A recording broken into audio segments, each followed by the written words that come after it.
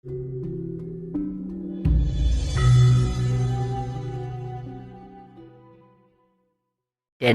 tidak ada satupun presiden yang ada niat baik untuk menarik benang merah kehebatan leluhur kita sampai masa yang akan datang. Inilah prihatin saya. Jadi semua orang mungkin tahu ya, di rumah ini itu sudah menjadikan presiden itu tiga presiden, termasuk yang terakhir Pak Joko Widodo itu ya. Tapi setelah kita lihat, setelah satu periode dari periode pertama, itu strategi politiknya itu sudah semakin menjauh dari cita-cita kemerdekaan, bahkan lebih parah lagi dari yang sudah-sudah. Menurut Eyang Jati, Pak Jokowi gagal. Menurut saya gagal total ya. Pernah saya kepada ring 1, ring 2-nya mengingatkan bahwa tolong bersihkan dulu peristiwa 65. Jawabannya apa? Loh, 65 Pak Jokowi kan masih umur 3 tahun. Jawabannya seperti itu. Mas, kalau berani menjadi RI 1, Presiden Republik Indonesia, jangankan kok peristiwa 65, peristiwa Mojopahit, Singosari, Jenggolo, Kediri harus paham dan harus tahu. Karena benang merahnya itu ada. Akibatnya karena tidak tahu ya sudah, negara ini ditekuk ke sana kemari, ke sana kemari. Kalau kita lihat dengan kaca politik ajaran Bung Karno, yaitu trisulanya, bebas aktif dalam politik, berdikari dalam ekonomi, berkepribadian dalam kemanusiaan. Semuanya gagal, bebas aktif dan politik. Kita masih ada di ketiak kapitalis. Buktinya apa? Buktinya itu sepele, Mas. Masalah menggunakan masker, ya, kelihatannya itu serius. Waduh, masker itu nanti kalau tidak pakai itu kan taktiknya Amerika. Virus itu buatan Amerika 2014, disebarkan 2019, semula disebarkan di daratan Cina.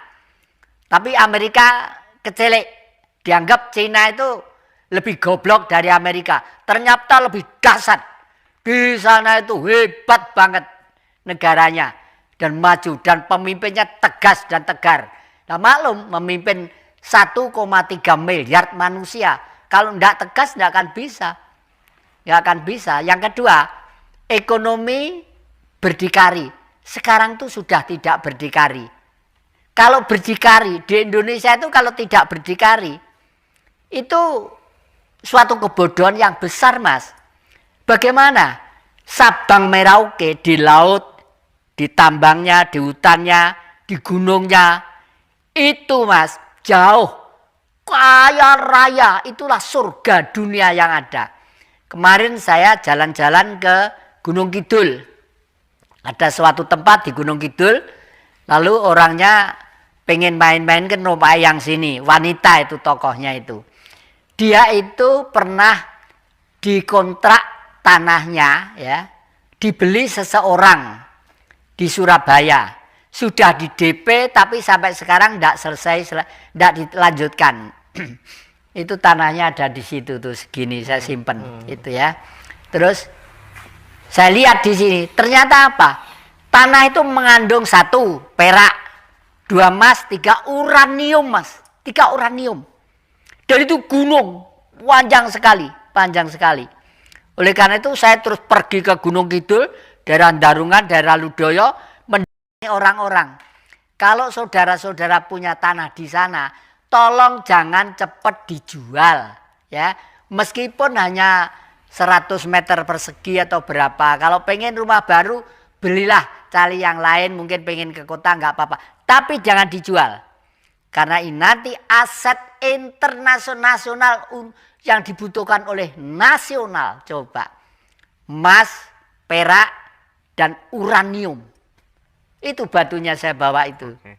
Yeah. Nah, tadi Eyang Jati memberikan sebuah konklusi bahwa Pak Jokowi gagal. Salah satunya adalah terkait dengan pakai masker. Corona gitu kan. Kita seolah-olah tidak berdikari begitu ya. Nah, dan masyarakat kan sekarang juga sudah mulai sadar, kayaknya kemarin tuh kita dibodohin aja deh kayaknya. Kan sudah banyak itu menjadi kesadaran kolektif begitu ya. Jadi corona lagi, terjadi pandemi lagi, apapun namanya, tapi esensinya sama gitu. Apa yang harus dilakukan oleh Pak Jokowi dan apa yang harus dilakukan oleh kita sebagai rakyat? Orang Jawa itu ilmunya jauh lebih modern daripada orang Barat. Kalau telaten menyaksikan kebudayaan kita. Di dalam perang Mahabharata, ya, itu Senopati di Astina pada waktu namanya Prabu Salya. Prabu Salya itu mempunyai aji Canda Birawa. Canda Birawa itu berbentuk raksasa kecil-kecil. Kalau dibunuh satu menjadi dua, bunuh dua menjadi empat, bunuh empat menjadi 8. Deret hitung seperti itu. Nah, terus semua melawan Senopati itu, melawan Canda Birawa itu kalah. Bratasena yang gede dhuwur kalah. Gatotkaca kalah, Arjuna yang menjadi menjadi senopati di mana-mana kalah juga, Nakulasdewa kalah juga. Ternyata kalahnya Candabirawa, virusnya Prabu Salyapati itu kalah dengan siapa? Dengan Puntadewa.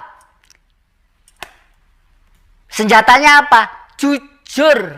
Senjatanya hanya jujur saja. Karena jujur itu berpihak kepada Tuhan. Pada waktu itu Candabirawa diperintahkan.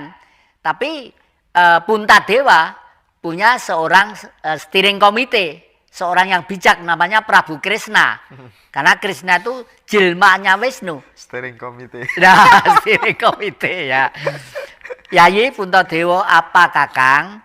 Ayo Yayi, kamu pura-pura mati Yayi. Loh, bagaimana toh Kakang Prabu? Saya itu kan raja ndak bisa goroh. Jujur apa adanya. Karena saya percaya bahwa Tuhan itu bersinar di dalam tubuh saya gitu. Sudahlah, goroh sedikit demi kemenangan ndak apa-apa. Daripada nanti hancur seluruh bangsamu di Amarta ini, di Pandawa ini. Akhirnya Puntadewa pura-pura mati. Candabirawa datang. Kamu siapa? Kamu siapa? Kamu siapa? Ditanya gitu. Krishna bilang, kamu tuh bagaimana sih? Kamu punya otak apa enggak? Orang mati kok ditanya. Orang mati itu enggak bisa ngomong. Oh, juragan saya menipu saya. Kembali lagi gitu ya. Pulang lalu, oh ternyata Puntadewa udah mati. Setannya enggak bisa ngomong. Iki mesti akalnya Krishna itu. Dia tahu juga itu Prabu Salyapati, akalnya Krishna. Sudah, orang yang sudah mati itu bunuh aja udah.